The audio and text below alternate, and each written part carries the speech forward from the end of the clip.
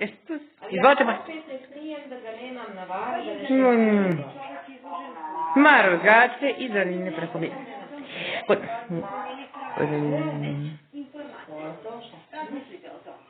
Jedan čovjek odlučuje da pobegne u Da mi ne. Pa da počne s... Mama, ne... Šta, kako možete zeti? Ja ne mogu, ja moram se zadobiti. Pa petimo mi malo. Ja moram prvo da vidim sa njom kako će... Guska si to. Znaš? Da maska, kupit ćemo nešto tako...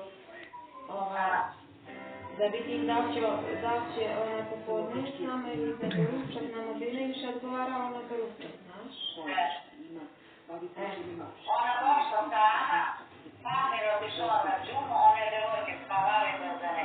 Pa jeste, došla na ručak. Oni koji ga treniraju, veruju da je pitanje treniranja. Da, ne treniraju, peju postoje. Legli. Hvala.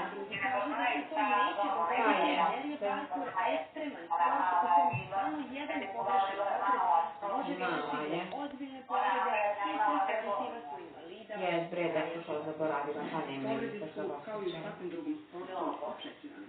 Pa džaba se Kim se viđaju, se njima imaju osjećaj, kim se ne viđaju. To i mi da odemo sad neće policija. Zato nije preporučivo da ovakve prakse činite sami kod kuće. To se kod mene dešava često jer ja pazim, znam ono što ja nisam šta je pogodio, ali par puta se naravno desilo, mislim, ako se trudim.